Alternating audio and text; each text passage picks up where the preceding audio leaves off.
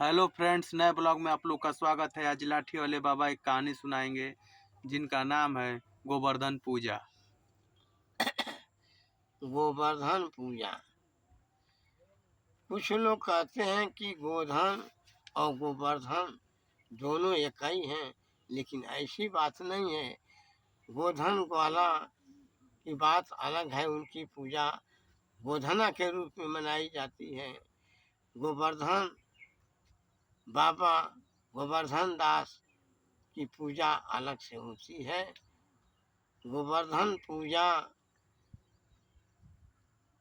काशीदास बाबा की जब पूजा होती है उसी समय जो है गोवर्धन पर्वत की पूजा होती है। एक समय की बात है कि जब द्वापर युग में कृष्ण अवतार लेकर और गोपियों के साथ रासरमण लीला कर रहे थे। कुछ दिन बीत गया, इंद्र भगवान को ऐसा एहसास हुआ कि कृष्ण जी गए और गोपियों के प्रेम में भूल गए। उनको बहुत सा काम करना था। उन्होंने कृष्ण की परीक्षा लेने के लिए अपने बादलों से कहा कि तुम ऐसा बादल बरसो कि पानी से गोकुल गांव बह जाए। इंद्र की बात सुनकर बादल लगे बरसने। पानी पते नहीं चला। इसके पहले कुछ कथा है कि एक बार जो है एक राक्षस था, कभी उस पानी से पेट नहीं भरता था।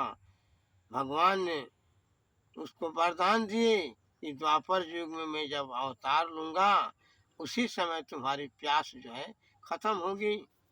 ऐसा कहा जाता है कि कृष्ण को जानकारी हो गई, बारिश होने लगी।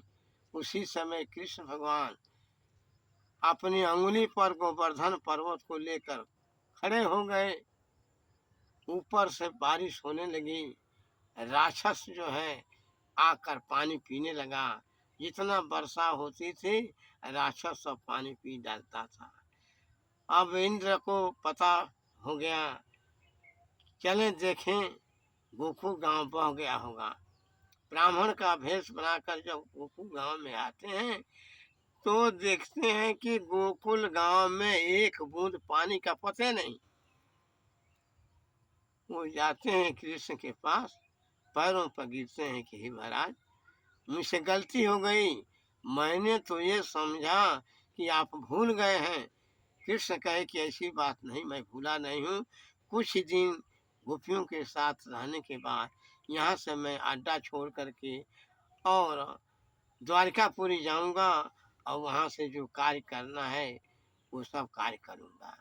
इतना कह करके कृष्ण जी इंद्र से विदा लिए। इंद्र जी चले गए।